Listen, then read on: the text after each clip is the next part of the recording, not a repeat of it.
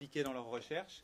Le principe du jeu est assez simple. Chacun d'entre eux doit ramener 3 talents pour faire deux grandes finales fin juin et élire le meilleur nouveau talent international. Et le principe, c'est qu'en fait, ils donnent un billet d'avion. Vous l'avez vu au début avec Icar. Ils donnent un billet d'avion à ceux qu'ils sélectionnent. Puis après, il y a quelques petites surprises, parce qu'évidemment, on aime bien avoir des jokers. Juste avant de leur passer la parole, Tété était donc à New York et Montréal. Icar était à Dakar et Abidjan. Je crois que tu es né à Dakar, hein, toi. Ouais, absolument. Voilà. J'ai vécu 17 ans là.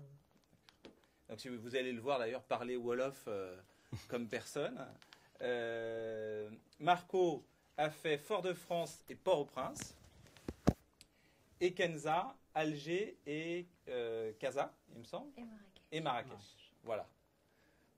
Alors, soit vous avez des questions à poser à chacun d'entre eux, ou peut-être un rapport d'étonnement de chacun de nos jurés.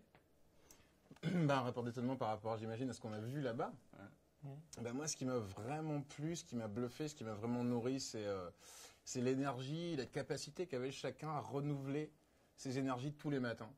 Je crois que la difficulté au quotidien, c'est dur partout, qu'on soit à New York ou en Haïti. Mais comme on disait tout à l'heure en rigolant quand on s'est rencontrés, quand c'est dur à New York, on mange des pâtes sans beurre. Quand c'est dur dans d'autres pays, on mange pas du tout. On mange des cailloux. On mange des cailloux, voilà. Et c'est vrai que c'était une belle leçon de passion de tomber tous les jours sur des artistes qui vous parlaient jamais de ce qui va pas, mais qui étaient vraiment là pour défendre leur passion et puis essayer de l'amener à l'autre bout du monde pour le coup. Et ça m'a vraiment touché. Ils étaient un peu accrochés à l'espoir un peu déchirant de notre décision, celle qu'on allait prendre à la fin. On n'avait que 3 billets. Et voilà, ils jouaient leur va-tout à ce moment-là. Et nous, on n'était pas dans un état d'esprit de divertissement. On était vraiment en train on avait le sentiment de jouer leur vie avec eux. Voilà, égoïstement, je parle de ce que je sais. Voilà, il m'a fallu traverser un continent pour venir en France. Et le télécrochet, cette expérience-là, je la connais bien. Et voilà, donc je sais l'immense parcours qu'il leur restait à faire, c'est traverser un continent. Voilà, il y en a qui le font en pirogue, il y en a qui ont la chance de le faire en avion, il y en a qui ont la chance de faire leurs études ici. Et après, encore un autre labeur qui est celui de réussir à percer en France. Et voilà, la difficulté était de faire le bon choix, non pas forcément sur le talent brut, mais sur la capacité qu'on aurait ici à les développer en tant qu'artistes, parce qu'au final, il y aura un label qui va les signer et il ne s'agit pas de les arracher à leur, j'allais dire, milieu naturel, mais dans lequel ils évolueraient avec des sons propres à ces endroits-là. Et il fallait prendre ça en compte, au-delà du talent brut, de la capacité qu'on aurait, nous, à les aider ici, avec un public français et francophone. Ouais, le truc, c'était d'avoir du réalisme, c'est-à-dire que sans affect, c'est impossible, parce que écouter de la musique, c'est essayer de faire ressentir chaque partie de son corps aux ondes que vous envoie la personne en face de vous. Pour moi, il y a eu un truc un petit peu compliqué, c'était que je suis arrivé pour le 2e voyage en Haïti, et donc forcément, il y avait cette espèce de chape de peine de dingue comme ça qui transpire de tous, vraiment, et une telle dignité des gens par rapport à la musique et comment, la façon dont ils avaient vivre la chose. C'était clair pour nous qu'on n'allait même pas en parler, quoi. Il y a eu des moments de craquage, il y a eu des moments compliqués, il y a eu des moments un peu pénibles, et il y a eu des moments magnifiques, il y a eu surtout beaucoup de belles musiques. Et c'est ça, moi c'est ce que j'allais chercher, et vraiment j'en ai pris plein la tête, et plein les mirettes, plein de tout. C'est très bien. Pour moi, c'est pareil. Je suis tombée vraiment que sur des artistes passionnés.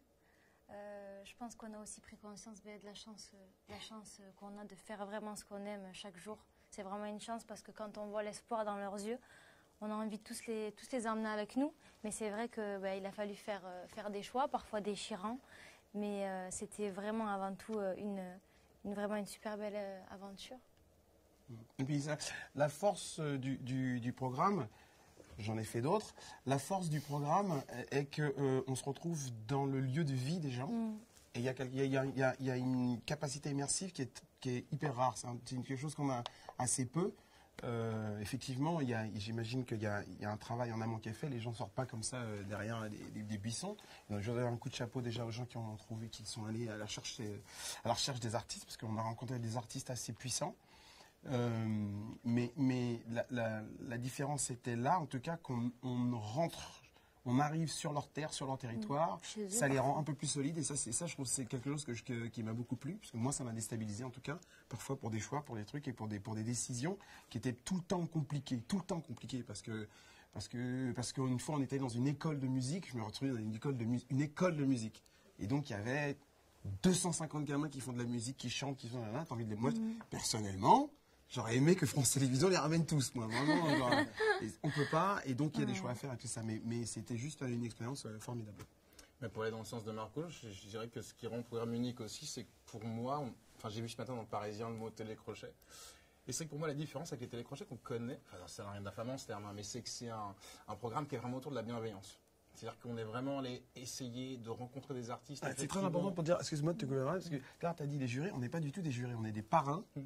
Et ça, c'est quand même une différence importante. Rayez le mot juré, s'il vous plaît. On est des parrains.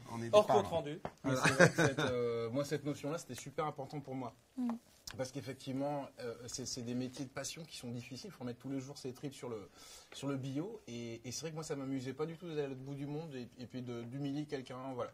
Par contre, le contrat d'être dans la bienveillance, d'aller vraiment essayer de découvrir l'univers de quelqu'un et puis d'essayer de le faire résonner le plus loin possible, ça, moi, ça me parlait. C'est vraiment un aspect qui m'a plu dans ce projet. Et en plus, en restant sincère, après il n'était pas question d'être en pamoison devant tous les artistes. Et voilà, le truc, c'était d'être sincère, d'aller à la rencontre de musique qui vous parle, d'humanité qui vous parle et de dire, voilà.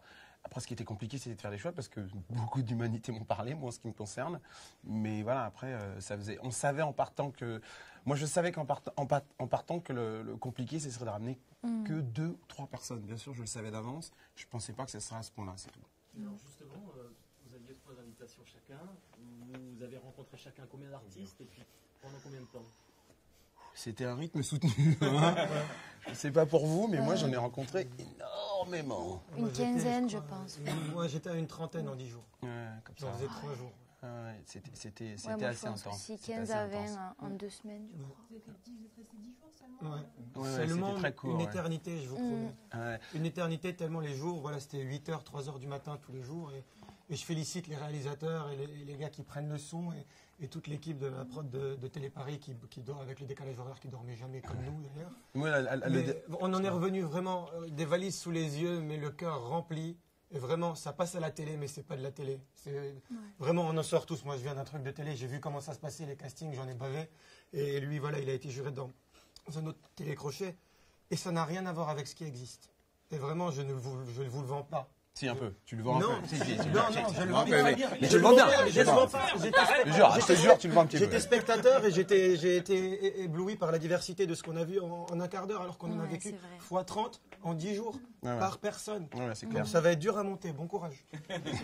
Non, mais ce qui est intéressant, c'est quand vous appuyez sur le mot bienveillance, et c'est vrai que ce programme, il va être extrêmement bienveillant, et on est à front renversé en fait dans ce programme par rapport à ce qu'on a l'habitude de faire. C'est-à-dire que là, c'est la démarche des artistes qui vont à la rencontre d'autres artistes, et pas des artistes qui sont bunkerisés à Paris et qui voient défiler comme de la chair à canon les gens qui passent comme ça. Je vois pas du tout de quelle émission tu veux parler. Là, il y a vraiment une démarche qui est assez... Moi non plus, je savais même pas que tu avais été dans une émission. Donc c'est pour te dire, Dis-moi. oui. Non, mais de ce point de vue-là, c'est très agréable d'avoir pu compter sur vous pour le faire et le faire jusqu'au bout et sans caprice. Parce que... Un petit peu. Non, pas de Vous êtes caprice. parti comment, au hasard? Vous avez des pistes? Un pirogue, frère. Comment Que les artistes au hasard, on vous a donné les tuyaux, vous avez une liste de gens? Non, dans ce cas-là, comme j'ai dit, aiguillé, il y a des fixeurs. il y avait des gens qui ont fait un travail au préalable, et d'ailleurs c'est à eux que je veux donner un coup de chapeau, parce que, mais par exemple, pour ce qui est de nous en Martinique, la production a eu l'idée de faire un appel radio, une espèce de, comme ça, lancement en crochet, où les gens... Comment? Avec Martinique Première. Avec Martinique Première et tout ça. Et donc, on ne savait... Il y a une partie des compétiteurs qui avaient été choisis, mais il y a une autre partie des compétiteurs qui était juste la personne qui avait entendu, qui s'était dit, je vais défendre mes couleurs et tout ça. Et là, on a eu des surprises. On a eu des surprises. Oui, des surprises. Non, c'était très, très agréable. Et très franc du col et comme j'aime, quoi. Voilà, et d'être complètement immergé dans la rue, comme ça, c'est caméra à l'épaule, le gars est derrière toi en mode... voilà, on dirait un jeu vidéo presque. Vous avancez avec nous, et vous avez vu comment c'est. Oui, allez-y. Pardon, donc ça veut dire que vous avez laissé la place aussi à l'imprévu dans les rencontres aussi, ça Ah ouais, carrément, vous allez en avoir de l'imprévu. Il y en a beaucoup. Ah non, non, pas Il y a tout le temps. beaucoup d'imprévus. Hein. Bah, sur des voyages comme ça, on est obligé de baliser un peu parce que sinon, sur des jours, c'est. Enfin, C'est très court. c'est pas mon métier, mais Ouais. c'est organisé quand même. gérable. Par contre, c'est vrai que c'est la magie de ce genre de programme, c'est aussi de se perdre dans les rues des villes où on est, parce que c'est aussi en se perdant qu'on connaît un lieu, je trouve, finalement. Donc Moi, voilà, ce mélange-là, j'ai trouvé ça chouette. Mais moi, j'ai tenu juste à une seule chose, c'était à jamais rencontrer les gens avant qu'ils chantent. Je voulais bien. Alors, ça donnait un truc un petit peu compliqué parce que du coup, tu n'as pas encore dit bonjour aux gens. Tu leur demandes déjà de te chanter quelque chose, mais c'était mon truc. Je voulais pas parler, je voulais pas rencontrer, je voulais pas savoir. Je voulais juste entendre ce qu'ils avaient d'abord à dire. Et particulièrement dans des pays comme Haïti, j'avais pas envie d'entendre parler, j'avais envie d'entendre des voix, j'avais envie d'entendre et c'était parfait comme ça, quoi. Donc, c'était pas très poli, mais c'était assez pratique. Non, mais ça ne fait comme ça, il n'y a aucun moyen de falsifier la prestation. Avec de la sympathie. Ouais. Non, c'est malin. Hein. J'y songerai. Mais se déplacer comme ça, à l'extérieur, à l'étranger, ça pose pas un peu votre notion d'objectivité vis-à-vis des artistes quand, par exemple, Kenza, vous mangez avec les gens, c'est vrai que votre rapport va être différent, votre perception avec les artistes, et vous allez peut-être être plus magnanime sur la manière d'accorder ou pas ce bon point. Honnêtement, moi, j'ai vraiment pris tout ce qu'on m'a donné, tout ce qu'on m'a offert. Donc, je prenais tous ces bons moments-là, on va dire ces moments de partage, ces moments de vie. Ça fait aussi partie de cette aventure. J'ai pas mangé chez toutes les personnes, mais bien sûr, on pourrait. On pourrait mais après, je suis restée objective et je pense que j'ai laissé parler mon cœur et j'ai laissé vraiment la musique parler. J'ai pas pris en compte, on va dire, tout ce qui s'est passé avant ou après. Ça dépendait, des fois comme Marco, j'allais tout de suite à la rencontre. D'abord, la personne chantait. Là, pour le coup, vu qu'on a partagé un repas, j'ai entendu chanter après. Mais ça m'a pas influencé en tout cas. C'est vraiment la musique qui parlait pour moi, sur toutes les personnes que j'ai vues, quoi. Bah, pour aller dans le sens de Kenza, je trouve que c'est deux choses très différentes. En fait, il me semble, des artistes qu'on peut rencontrer, par lesquels on peut être touché parce qu'ils ont des personnalités attachantes, mais où très vite on se dit mais ce sera jamais cette personne parce que ça et ça et ça et ça. On parlait de bienveillance tout à l'heure. L'idée c'est aussi d'avoir des artistes qui puissent défendre leurs couleurs en arrivant ici. Et certains artistes qui délivrent un art qui est fabuleux, mais qui sont pas prêts parce que trop fragiles, parce que l'idée c'était pas de les mettre trop dans un décalé avion, ou trop décalé. Moi j'ai vu. Et puis de les livrer à une violence dont on savait que c'était pas à la leur. Et c'est vrai que c'est voilà. Un gars qui a du mal à chanter les yeux ouverts devant une demi-caméra. Va prendre 8 caméras et les flashs. En même temps, si c'est Stevie Wonder. Non, bon, c'est pas. Je ne peux pas m'empêcher. Mais en tout cas, vous parliez de l'objectivité. Je pense qu'on n'est jamais objectif quand il s'agit de ressenti. Si par exemple ma maman me chantait des berceuses quand j'étais petit, que j'entends cette fille avec la voix de ma maman, il n'y a aucune objectivité, il y a juste un ressenti et il y a un constat réel d'affect évident, mais aussi de désir. Il y a des choix à faire. Il y a quand même des choix à faire, malgré l'inobjectivité que ça peut, d'où peut découler le fait d'entendre une voix. On se fait émouvoir par des milliards de choses, donc aussi par un déjeuner, c'est possible, mais par une ambiance, par un truc, voilà, tout marche. Donc, Et dans le même sens où, par exemple, j'ai vu la candidate que... On l'a tous bien vu, hein, la candidate. Et je peux être qu'objective, elle déchire, quoi. Donc, je serais aussi objective par rapport, on va dire, aux artistes choisis par chacun, mais elle est juste énorme. Et ce qui est sympa aussi, c'est qu'on a fait l'aventure ensemble, mais on n'a pas du tout vu les images et ni les sélections les uns des autres. Donc ça, c'est cool aussi, on va les découvrir en même temps. C'est intéressant ce que tu dis justement parce que Adeline, qui est la candidate qu'on a vue. Comment s'appelle Adeline. Okay. Ne donne pas les résultats des courses. Non, mais alors, casse pas le suspense. Sans casser le suspense. Non, elle déchire, elle est extraordinaire, mais ne casse quand on voit une candidate comme ça, on se dit que tout est joué d'avance. Mais je vous assure que ce qui avait de plus séduisant chez cette candidate-là, c'était d'une son talent musical, sa détermination. Et que les gens qu'on aide, c'est pas forcément, en tout cas pour nous, dans le pilote, c'était pas ah ouais, elle c'est sûr, elle est jolie, ça va marcher. C'est pas ça qu'on écoute.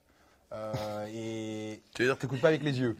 maintenant, alors Pas que. manifestement, ça s'est vu que je prenais du bon temps. T'avais pas l'air dégoûté. Avoir les rushs, mais parce que la musique était très bonne. Alors, Bien la sûr, façon dont c'est la terminé, musique, je oh là croirais là. jamais. Vous ne croirez jamais que c'est parce que je pense sincèrement qu'elle a du talent. Mais la vraie question que je me pose, c'est si à cette personne, tu as dû dire non, je me demande ce qu'il y avait d'autre. Alors, je ne vais pas dévoiler Ouais. le Tu diras dénouement, mais comment je vous invite du fond de mon cœur à suivre le programme pendant les 6 c'est mois. bon. Allez, Et c'est vous bon, verrez, ça va, les gars. vous verrez qu'il s'agisse de femmes ou d'hommes, je les écoute avec la